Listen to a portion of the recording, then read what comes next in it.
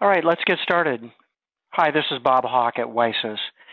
This afternoon we'll be discussing the WiSys warehouse system designed for SAP Business One. It's a scalable and flexible solution for your warehouse. I have a few slides here to introduce our company and our panelist.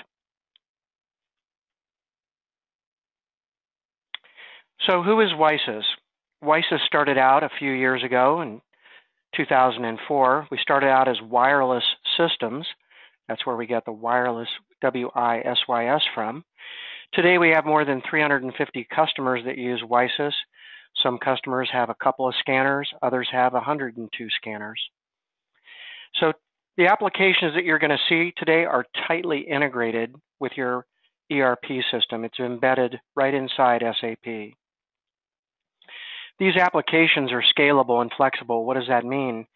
It means that the product is able to grow as you grow. There's only one WiSys application that works with Business One. So as you start out and grow, you'll have just what you need and you can add to it. And it's flexible that you can start with the out-of-the-box applications and they're easily changed. The application tool set is right on your system. Let's take a look. Here are a few customers that use the WiSys applications on a day-to-day basis. They use it for purchase order receiving and moving inventory around, collecting of lot batch numbers as they go, and using that in production, all the way through shipping and EDI, truckload shipping, and UPS and FedEx that are tightly integrated with your SAP. Here's a few names of the customers, as I mentioned, from receiving, manufacturing to shipping. Every day these customers count on WiSys to integrate with their business system. So I am your presenter right now. I'm the Director of Sales. I've been with WiSys a few years. My job is primarily to help develop new business and keep in contact with customers. I will be your primary contact, so if you'd like to get in touch with me, I'll be here. Also, Michael Hollinger is our Vice President. His primary application job is to develop the business systems. He is our lead developer for the SAP product for the Agility WMS. So Michael is going to do the heavy lifting today and show you how things work. So what's happening? What's happening in the warehouse? Most companies have started with SAP in the front office. They are doing transactions for order entry, inventory. They're transcribing things from paper down into the system, so that's how you keep the Business One system up to date. We felt there's a huge opportunity to get more people involved and actually begin recording data right at the first touch point. So when things are received, why not update SAP right then? When things are moved around, when things are going into WIP, when things are going out the door to customers, we can catch all those transactions down to the bins and even the lots or serial numbers involved. No need to record those after the fact. So what's happening here is we begin to move the shop transactions from the warehouse. We're moving those transactions from the desktop, actually, out to the warehouse. So rather than do them after the fact in a heads-down ERP system, we're doing it right when that production happens. And that's also true for shipping. When we do the shipping transactions, we can build shipments and do all the documentation necessary to connect those transactions back through. The receiving side, bringing material in, we're going to catch those details as they come in and even print labels. And the basic blocking and tackling of any WMS system is the cycle counting, the issues, the good receipts, and the transfers, being able to do that right on a handheld scanner. How we do that is we first are connected to your business system right here. This is the ERP system, Business One. So embedded right within that same database, not a separate database for warehouse management, but built right in, is the WiSys system. Just another set of tables added to your Business One system. We're using the DI API to update the system so you have confidence there that things are going to happen correctly. On top of that layer, we're going to use our framework. Michael's going to show you how the framework works, but primarily the applications that we've built are using this framework. The framework is just a tool set for linking and building applications. This is what the framework looks like. So today, when you see the handheld scanner right here doing a goods receipt, you can also see over here that this is how we built that screen. And there's a number of different things you can do with this to add more fields, move things around, put calculations in, and make other updates happen within the business system as needed, all within the framework of what SAP does. So that's the nuts and bolts of how WiSys is built and how it works and what it does. These applications that we call purpose-built help you meet the continuous challenge that you have for new solutions. There is no static ERP system. Your business system is always changing. Your requirements are changing. Some people need to work with 3PLs. Some people have challenges with customers and compliance. Maybe you need a special label for each shipment to a unique customer. Some customers have moved from shipping full pallets and cartons to just shipping eaches on the internet now. You need a flexible system that can be able to do that. And what happens if your system begins to really grow, where you're going to double your shipments? Can your solution keep up? So we really believe that every company that's using SAP, even though they're using the standard SAP product, you need your own capability to leverage that system to make it work just the way you want. And we do have people that make shoes, and those people that make shoes have totally different requirements for shipping than people that ship oatmeal. So when you're making something or shipping something, you're still using that same core solution, but your requirements are going to be different to get your workflow out just the way you want. Well, let's take a look at how this system works. So after this brief introduction, I'm going to hop over and pass the baton to Michael and let him talk about his presentation today. There you go, Michael. Please share your screen.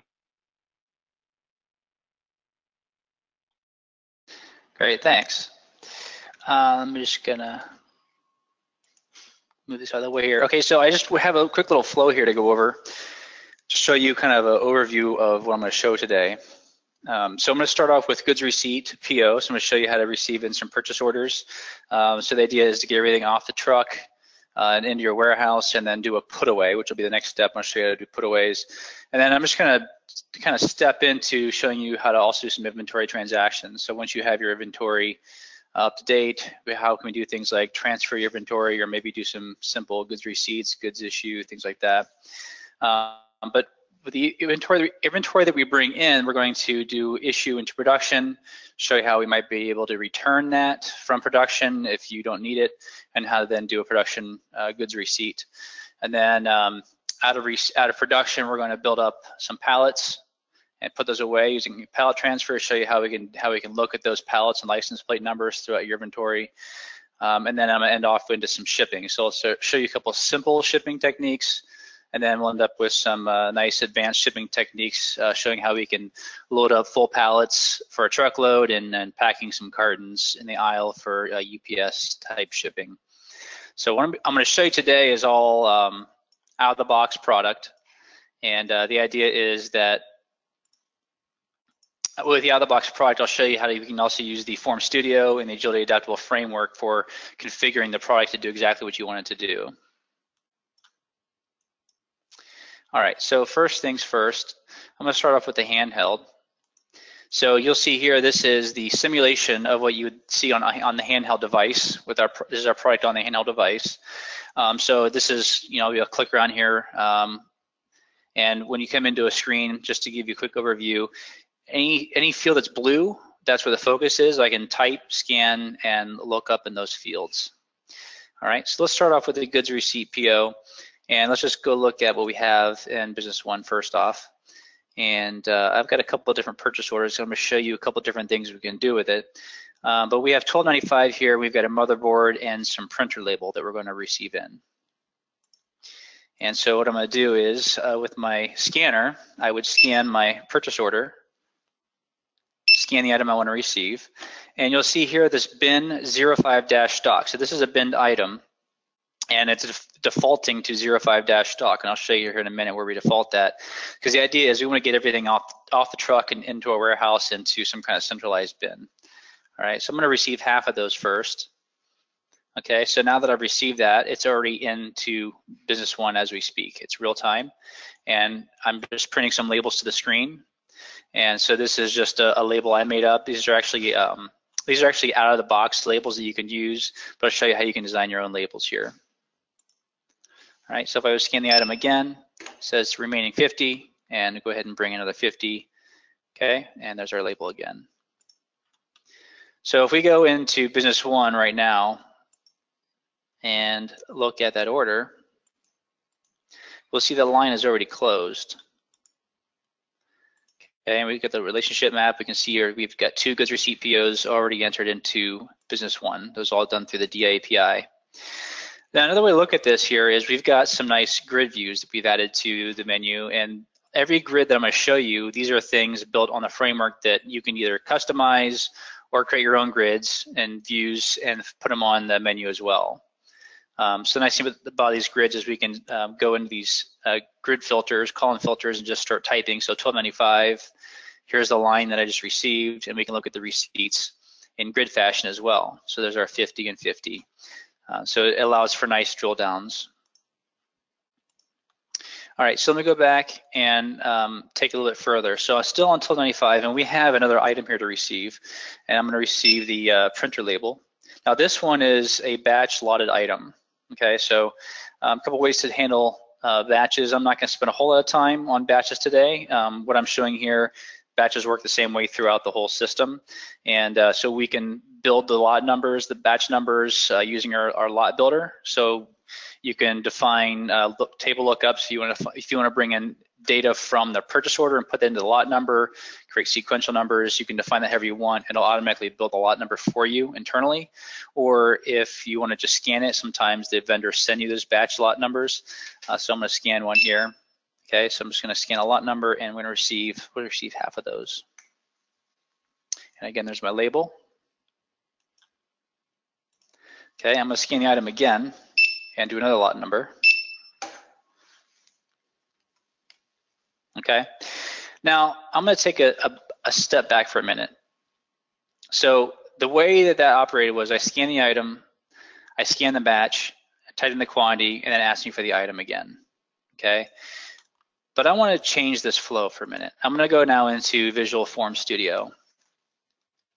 And if you look at Visual Form Studio, here's that goods receipt PO screen on the handheld, and here is it in Visual Form Studio.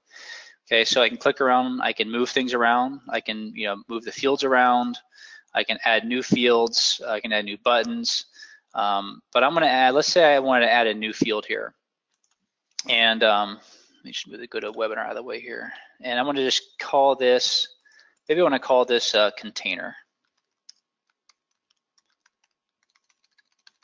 Maybe I want to somehow collect some container information. Maybe I got something coming in from China or something. And then on the Save button, there's a couple things happening on the Save button. So I've got a formula to check to make sure I'm not going to over-receive something. I got the PO receipt post that's going to call the DI API, and I'm going to print a document and then clear my form. All right. So this clear form, now, actually before the clear form, let me go in the PO receipt post here. So the PO receipt post, there's certain parameters it needs that needs a vendor number, order, line item, warehouse, quantity. You see, it's very simple for just to map fields from the form to these basic parameters to do a PO receiving transaction.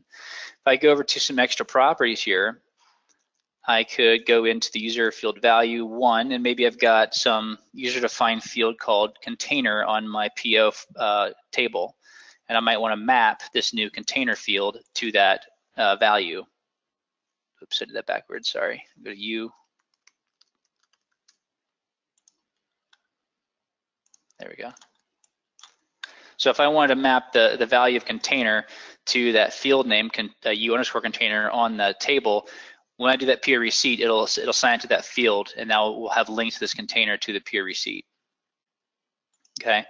The other thing is, once it does that PO receipt, it's going to clear the form, and when it clears the form, and I'm going to take the container off, it's not something I really want to show right now, but when it clears the form, it's going to start from the bottom and start going all up to the top and clear field by field until it comes to a field that might have something called a clear stop. So this one has a clear stop equal to true. Okay, so that's why it goes back up to item. So if I take batch and I make its clear stop true, okay, and save the form, first thing I could do is simulate it right inside of here. Okay, so I can run through the same process by scanning my PO number, scanning item, and so forth. Okay, and as I do that, I can see any variables I've created. I can start going through and tracking everything I need to debug and make sure the form works appropriately. But the other thing is, once I save the form, it's already out there in the database, in the repository. So if I just close this form and open it right back up, I'm going to get the new instructions for the form. Okay, so I'm going to scan PO, scan the item, and I'm going to scan my batch, and we'll do 50 of these. Okay, so there it goes. It stopped right there at batch. So what's the next batch?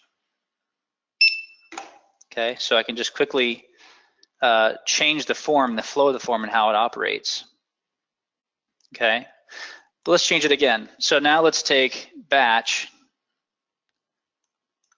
and let's take the clear stop off, and let's take it off of item.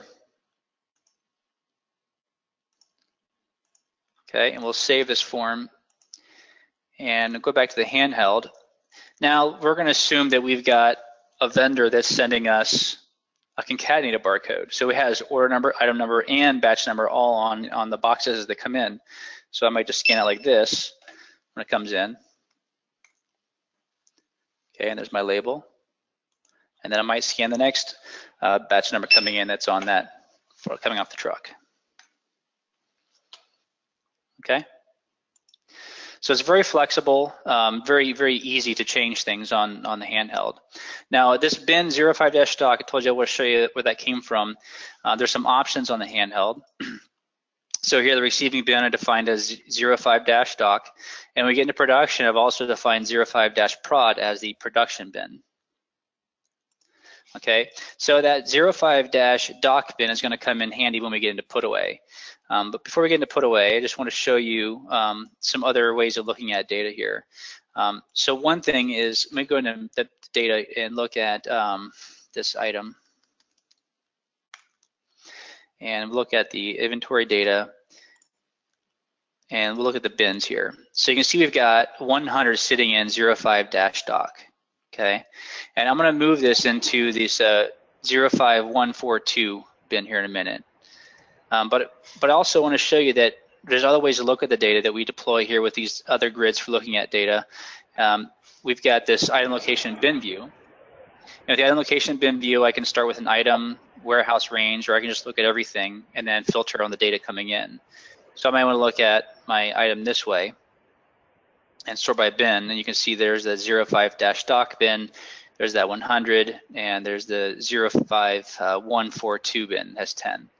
All right, so we're just pulling in the SAP data right from the database, real time. Okay, so let's go back to the handheld now, and I'm going to go and do put away. So you notice that the bin is defaulting to 05-doc because I'm going to put away from the same bin that I just received into. And so I want to scan my motherboard item, and I'm going to scan the bin into which I want to transfer, and we'll just go ahead and move the 100. Okay, so as soon as I do that, and I refresh my grid, you can see it went from 0 up to the 142 bin. There's 110 in that bin now.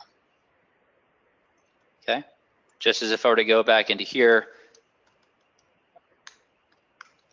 and look at the inventory data in Business One, we now have 110 in the 142 bin. Just another way to look at it. Okay, the other thing is we can look at it from the handheld standpoint. So if I'm going to go down on the handheld and look at the item view here on the handheld, and I can scan the item right on the handheld, and you can see I've got in warehouse 01 tells me what I have in stock, committed, ordered, available, and this is a multi-record form, which means if I hit the down arrow, you'll see it refreshes now to 02. I can just start flipping down through all the warehouses. And when I get to warehouse 05, I now have a bin button that is available. Now if I click that, I can see all my bins and what's in all my bins. Okay, and if it was a batched item, we could highlight the batch field here, and we'd see all the batches or serial numbers that are in Business One as well. Okay, so now I just also wanted to go through and show you how to do. We did a put away. Put away essentially just doing an inventory transfer, but it's built as a specific process. But if you wanted to do just a simple inventory transfer, we could do that here as well. So if I wanted to scan that item and just do it from 05, keep it in the same warehouse, and I'll scan the bin I brought it in on, but that I put away into, and I might put that into A152, and I might want to just move 10 over there. Okay, so that's just a quick little inventory transfer. And of course, goods issues, goods receipts, same kind of transactions you have in Business One, they're very easily accessible here, and they're all customizable through Form Studio. Every one of the forms is customizable through Form Studio here. Okay, so now we've received our inventory in, we've done a put away, we've got our inventory sitting in our warehouse. So now we want to move over to production. All right, so I'm going to go over to production orders.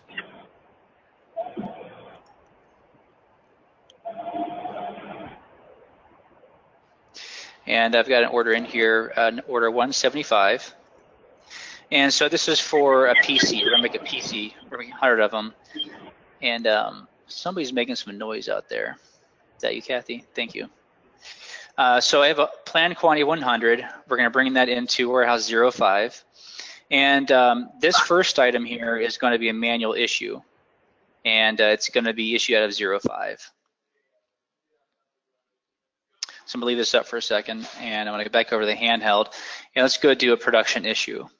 All right, so I'm gonna scan my production order, and the item is the motherboard that I've already received in. I need 100 of those, so remaining is 100, and I'm gonna scan the bin. Okay, and I'm gonna go ahead and issue 100 of those right to the production order, and there's a label here. All right. And if I refresh this, you'll see here that we've got issued 100. Now,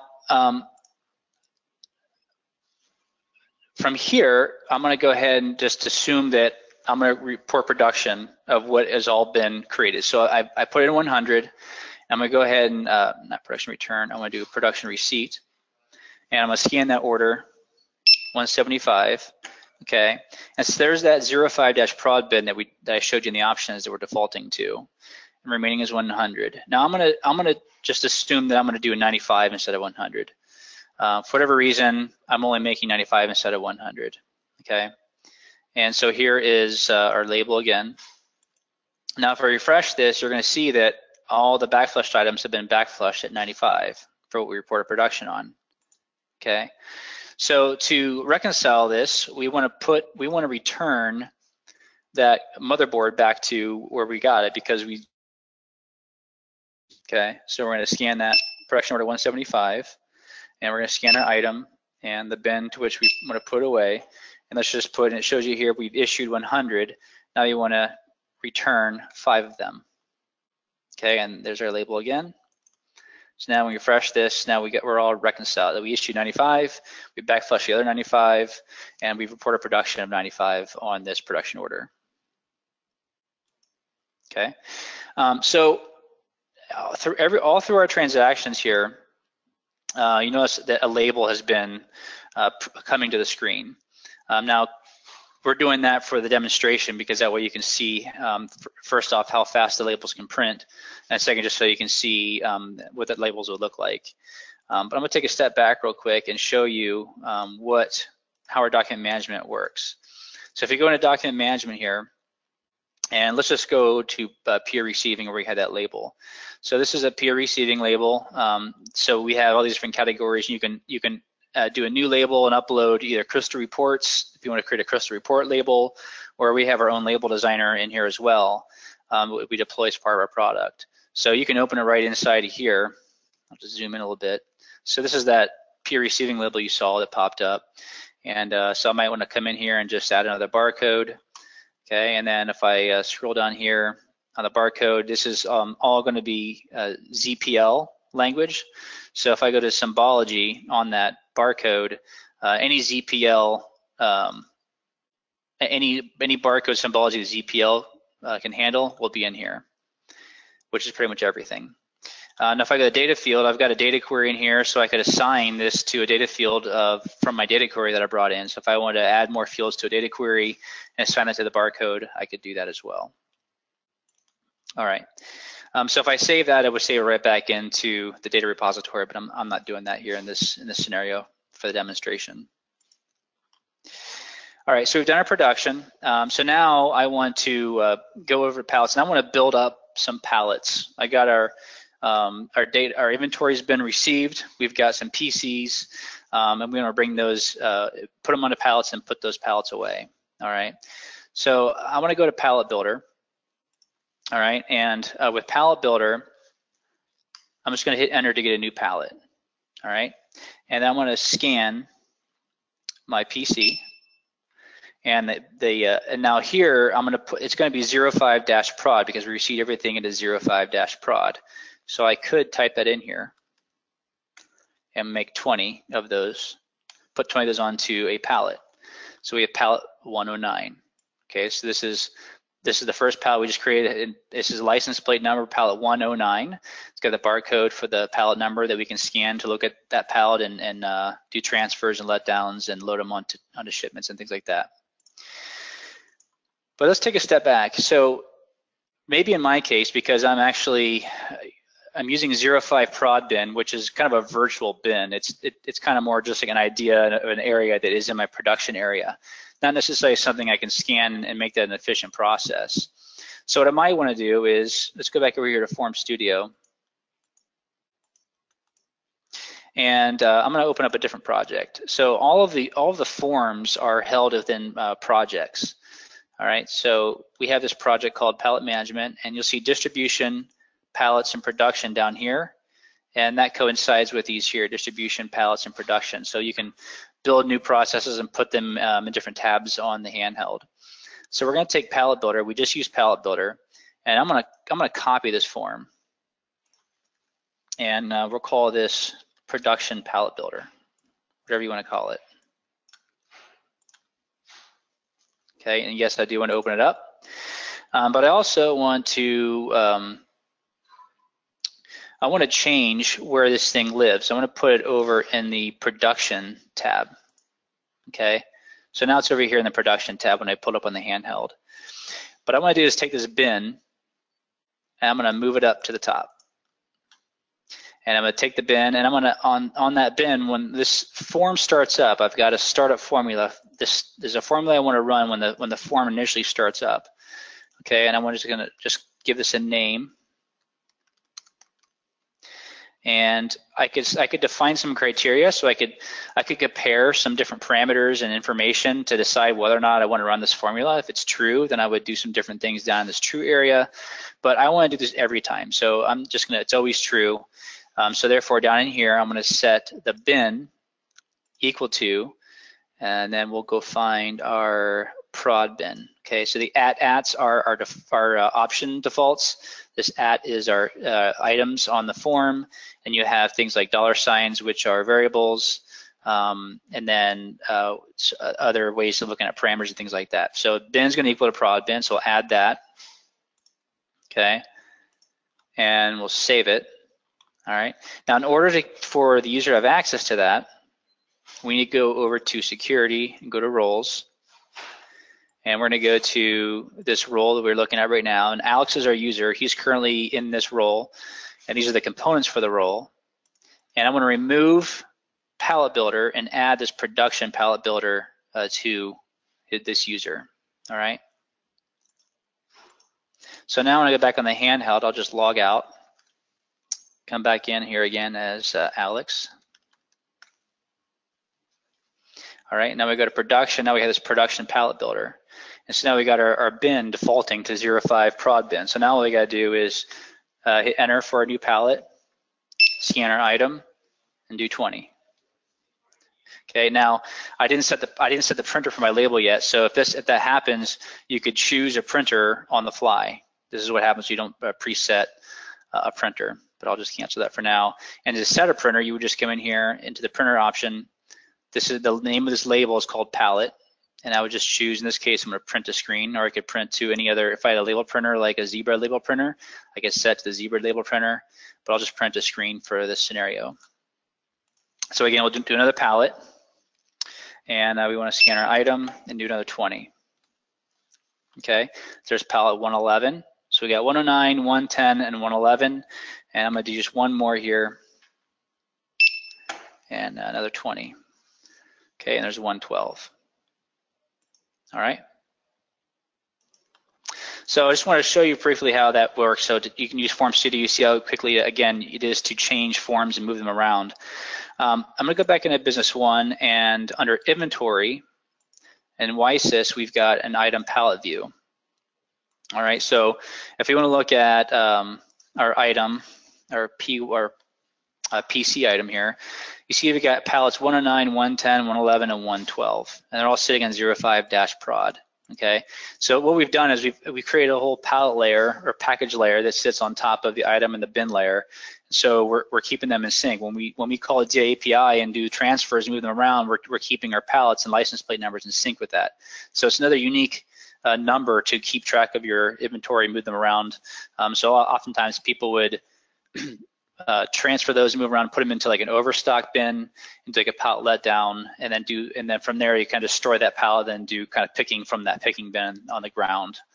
But if I go back to the handheld, and let's go over to the pallets tab here. Let's do a pallet view. We can scan a pallet like 109, right? And we can see it's in 05-prod in the item. And really this is all designed for one item per pallet, but our packages are recursive, so you could have cartons on pallets, you could have bags in cartons and pallets, and each layer could have different mixed kind of items in every one of those. This is just kind of a very simplistic way of looking at it right now. But let's take our pallet and let's transfer that pallet. So let's scan that 109, and let's move it to a bin here. So as soon as I scan that bin, it just did a transfer. And if I go back over to my view and do a refresh on it, you see 109 has now been moved. Okay, it's also been moved inside of Business One. So that if you were to go to look at Business One, we would see that 20 has moved from 05-prod to the 03S1L1 bin. All right, so if I now go into a pallet view here as well and scan my pallet, I can see now it's sitting in 311. All right, so let's go ahead and move the rest of these. So we're going to just scan pallet 110, move that, scan 111, move that, and 112, and move pallet 112. Okay. So now if we just refresh it, you see how quickly we were able to take a bunch of inventory and move it around our warehouse through pallets. All right, so if we pretended that we just took those pallets and put them into, say, like an overstock bin, maybe up above, like I was saying, sometimes people want to just do a pallet letdown. So you might want to let that pallet down, okay? And by doing that, you would scan the pallet. It tells you where it is. It looks like a transfer and operates like a transfer, and then it's going to transfer the inventory in Business One from the from bin to the to bin that I would scan, and then it's going to delete that pallet. So the pallet no longer exists, and now you've got onesies and twosies sitting on the floor in your picking bin that you can now pick from and maybe pack those into cartons, or maybe you need to create new mixed pallets for a shipment. Okay, so now we've gone through all the pallets and license plating. I wanted to switch gears now and go over into shipping. So there's many ways actually we can do shipping in our system. I'm going to start off with some simple ways and then show you some more advanced techniques. So first off, let's go into let's actually stay here on the handheld. If we go over here to the distribution tab, there's a couple things here to look at. So we've got a sales order delivery process, and this is kind of the simplest way. So with this process, you would just scan your order, scan your item, scan your bin, and remaining two, put your quantity in, and as you go into this process, you're just creating delivery notes. All right, so this is a very simple, just sales order delivery note. You know, if you have a very simple process, this works just fine. Then we have also sales order picking. So if you want to create a pick ticket or a pick list, like I've got one here called number 5, and this order is on that pick list. Again, scan the item, scan a bin, did wrong bin there. That's a good example of validation.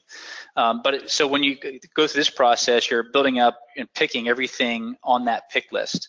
And then when you're done, you click the delivery note, and it'll take everything you picked on that pick list and create the delivery note back into Business One.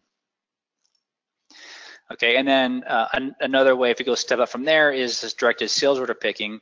So again, I put my pick number in, but here what it's going to do, it's going to bring everything in from that pick list, okay, and it's going to take me around the warehouse in bin sequence fashion, okay?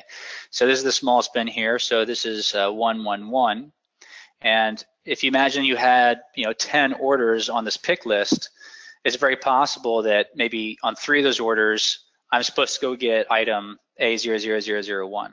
And so for each one of those orders, it may tell me to keep staying and getting and collecting the inventory and picking them from this bin for each one of those orders, kind of like a zone or like a wave picking. All right, so if I would put 3 in here, I'll just and enter, it picked it. So that pick list has now been updated, and now it's telling me to go get this item. This item also happens to be in this bin, so I get 2 of those. Okay, and now it's telling me to get this office printer at 311, so I'll put 5. Okay, and so I'm going to go through and just pick everything on that pick list, and when I'm done, this screen will clear, tell me I've picked everything, and I would just click delivery to create the delivery note based on everything that I picked in that pick list. All right. So those are some simple ways of just doing some of what I guess I call simple shipping. And I'm going to get a little more advanced techniques here. And what I'm going to do is get into more like pallet packing. Okay, so there's a couple ways to do pallets. You can do pack pallets. Pack pallets is where I would actually create a new shipment, create a new pallet, and I would start picking items and putting them onto the pallet as I go, kind of creating mixed pallets as I'm building up for my shipment. You can do this for pallets and for cartons. And I'm not going to do this one right now because I'm going to show you how to load full pallets, but I'm going to go do pack cartons here in a bit, which acts just like the pack pallets. So it's just it's same concept, just a different package type. So I'm going to go to load pallets here, and we've got a sales order here. I'm going to go look at the sales order. All right, so this sales order 1239, I've got 80 PCs to put out the door, okay? And we have 4 pallets with 20 each on it. So I'm gonna load these 4 pallets up onto a shipment and then take them out the door and print a packing or a bill of lading for it, okay? So back to the handheld here.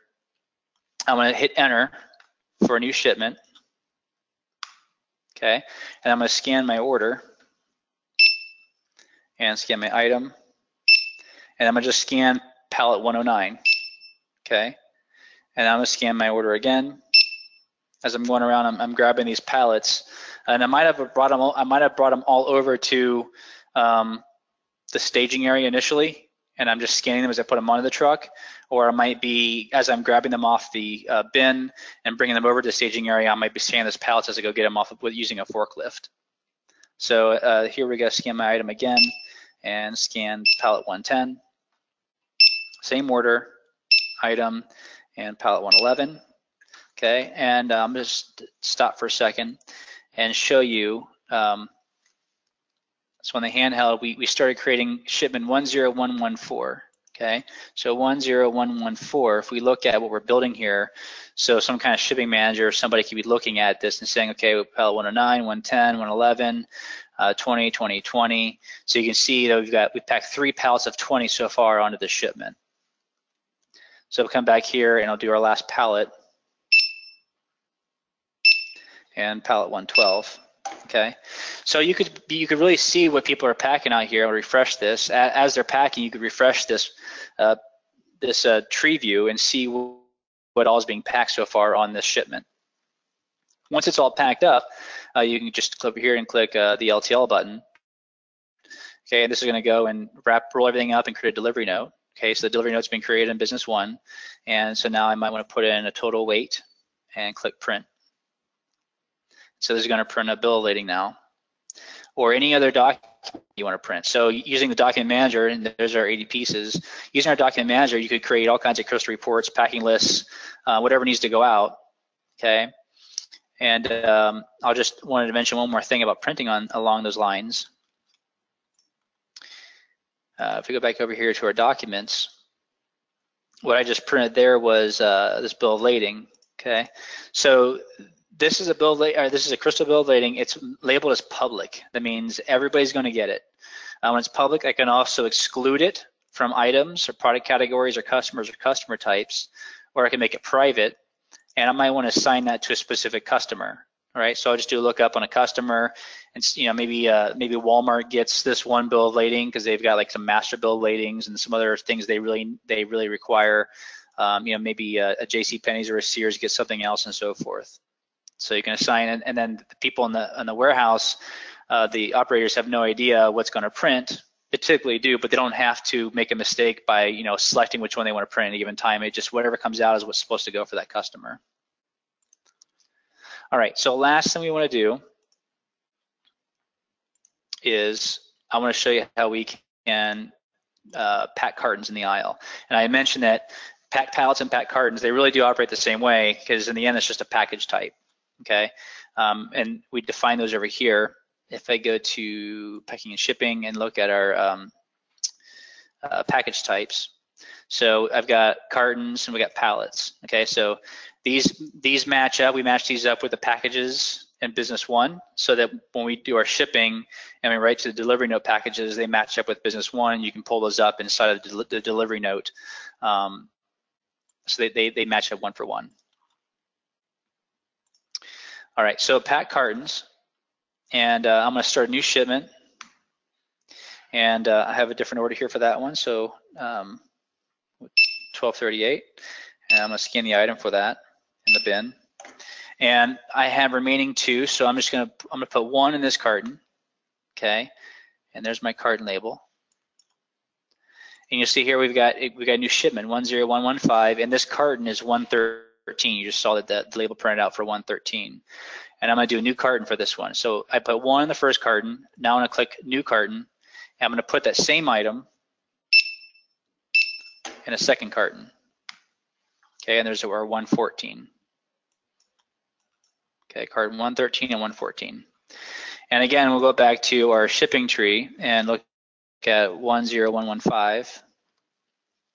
And there's that order 1238 for 1 and 1, and there's carton 113 and carton 114. Now this time, UPS is lit up, okay? The reason UPS is lit up on this one is because if I go back over here to our shipping type mapping, if we look at our shipping type of UPS ground in Business One, so these are shipping types in Business One, I map that to a service type for UPS called ground, and it's going to be prepaid. Okay, prepaid means that it's going to charge our UPS account, and then we can charge the customer as part. So however you want to charge the end customer would be up to how you want to handle that. Let me just show one more thing on that. So that's prepaid. You can also do freight collect, consignee, third party, all the ways that you can bill with UPS, and the same thing with FedEx and USPS. Those are all available. All right, so I'm going to go over here and click UPS on this one. Again, it's going to roll up and do the delivery note. So delivery note's now already done in Business One, and I'm going to do maybe say 3 pounds and 3 pounds, and go ahead and ship it within UPS. So here I'm just printing it to snag it. This is just a way to print a screen because I don't have a label printer to show you. But here's 1 of 2, and here's 2 of 2. So I'm running UPS in test mode. That's why I see test label here. But in real life, obviously, it would go right to the printer. So if you got a zebra printer right there, and then again, any other documents that you want to print. So we got a packing list we want to print. So there's quantity ordered, quantity shipped is 2. So we can take that packing list and throw it in the box. Okay. All right, so that's all I wanted to show. Just kind of want to take you end to end from, you know, buy it, make it, and ship it, and kind of give you an idea of how we can make your processes more efficient and accurate using using our warehouse management system.